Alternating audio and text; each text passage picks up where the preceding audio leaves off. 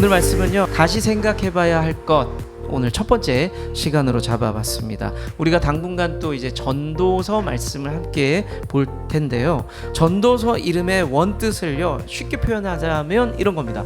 야, 다들 모여봐. 내가 할 말이 있어. 꼭 가르쳐 줄 말이 있거든. 한번 모여봐. 이게 전도서예요. 하나님의 지혜를 가지고 사람들에게 전하고 싶은 말들이 이렇게 기록이 되어 있다는 뜻인데요.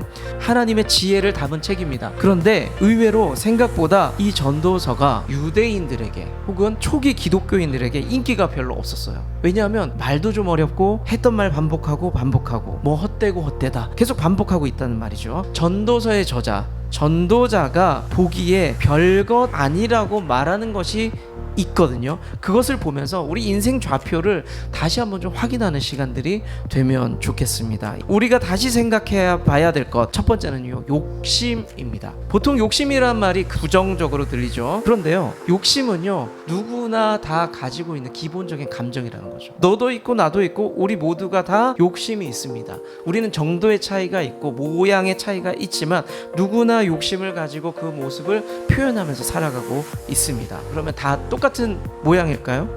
아니죠. 그 모양이 다 달라요. 욕심은 표출되는 모양이 다 다릅니다. 욕심의 기본적인 성격이 자기 유익을 위한 거예요. 자기 만족입니다. 남을 배려하거나 하나님의 영광, 그런 거 중요하지 않아요. 욕심이라는 특성에는 하나님은 없고요, 다른 사람을 위한 배려도 없습니다. 내 것을 채우고 다른 것들을 돌아보지 않는 것이 포함되어 있다는 거죠. 욕심이 가득할 때 우리 삶이 어떻게 될까요? 욕심이 많은 사람은요, 늘 싸우게 된대요.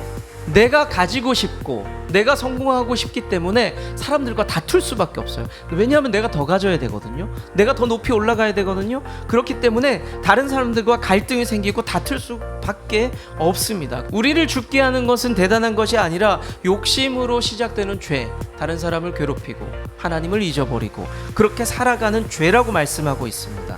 그러면 욕심을 다 버리면 되는 거 아닐까요? 욕심 없이 살면 되지 않을까요? 그렇지 않죠. 우리가 하나님을 향한 열심, 하나님을 향한 열정들은 우리에게 분명히 있어야 합니다. 하나님을 사랑하는데 대충 사랑하는 게 아니라 모든 힘을 다해서 사랑하라. 네 열정이 거기에 있어야 된다라고 말씀하고 있어요. 하나님께 더 가까이 가고 하나님의 영광을 생각하고 충성스럽게 섬겨내는 것, 그런 욕심이 있어야, 열정이 있어야 한다고 성경은 우리에게 말씀하고 있어요. 열정과 욕심의 모양이 좀 바뀌어야 된다는 겁니다. 그러면 욕심에 대한 기준이 이제 좀 바뀌어야 됩니다. 욕심이 언제 죄가 되고 문제가 되는지를 좀 알 필요가 있다는 거죠. 그런데 언제 죄가 되냐? 하나님보다 학업이 우선될 때.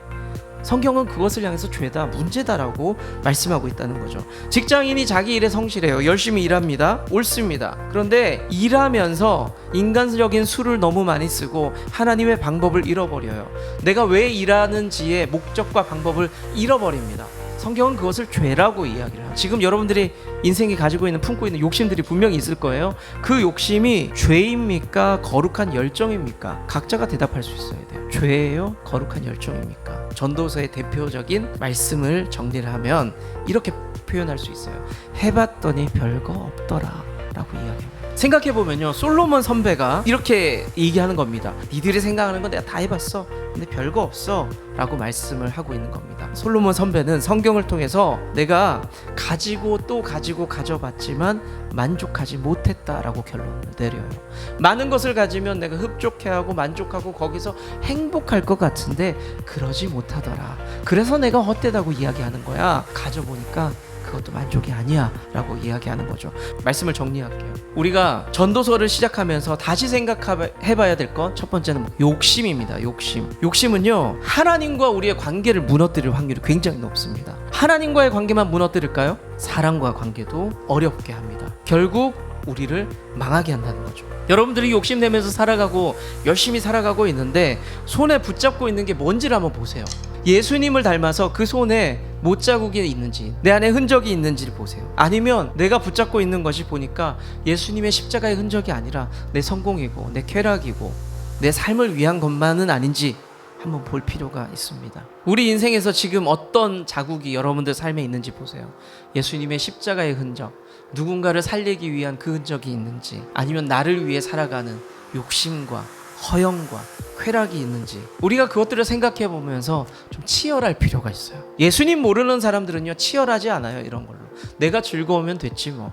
이렇게 끝납니다. 하지만 우리는 치열할 필요가 있습니다. 욕심이나 이기심이나 시기나 욕구로 가득한 여러분들의 심장을 예수님으로 채우시길 바랍니다. 그런 우리가 될 때에 하나님 나라가 확장될 줄로 저는 믿습니다. 내 욕심을 버리고 주님의 마음을 선택할 수 있는 저와 여러분 될 수 있기를 축복합니다.